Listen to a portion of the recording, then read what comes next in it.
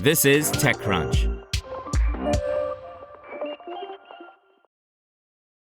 While U.S.-based companies are launching more payloads into orbit than ever before, they're still limited by the inefficiency of conventional rockets.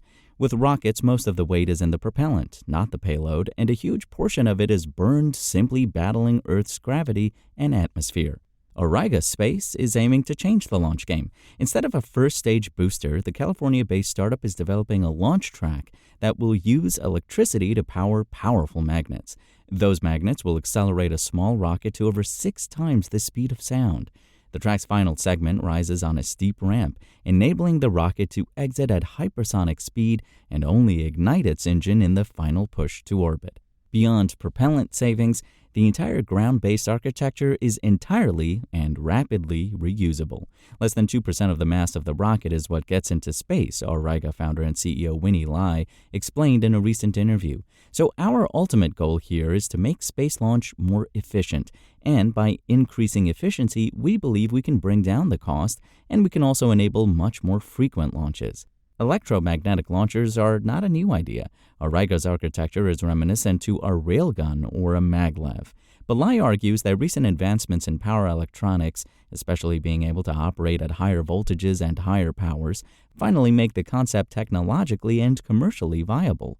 The company is fueling its ambitions with a previously undisclosed $4.6 million seed round that closed at the beginning of the year and $1.4 million in new AFWorks and SpaceWorks contracts.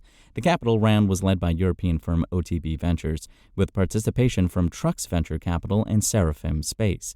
Auriga has raised $12.2 million across VC and DoD grants to date. The final system architecture, including the tunnel length and rocket size, are still being finalized.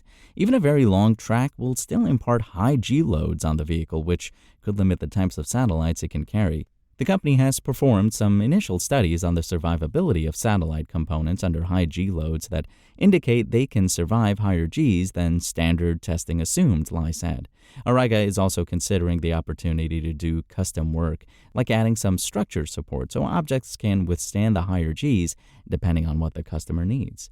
If you look at munitions, you also look at missile launches. Those experience very, very, very high Gs, she said. So we're very confident there's payloads up there that could survive our launch environments. But that's still yet to be defined. If we want to bring down the Gs, then we make the launcher longer. Auriga will go to market first with hypersonic ground testing. This most recent direct-to-phase 2 small business innovation and research grant from AFWorks, the company's second, will be used to commercialize an indoor lab-scale track called Prometheus early next year, and an outdoor accelerator for full-scale hypersonic test articles called Thor. The orbital launcher is dubbed Zeus.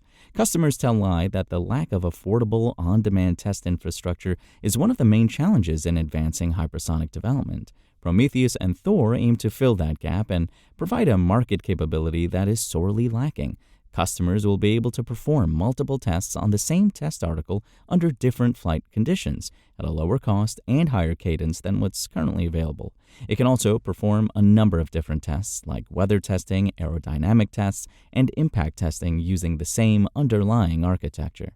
The company is also trying to address the demand from the U.S. Space Force for responsive launch, or the ability to launch payloads to orbit with little to no advance notice. While there have been some impressive demonstrations of responsive launch in the past 12 months, with companies like Firefly Space launching a rocket with a 24-hour notice, Auriga wants to shrink that time to a matter of minutes.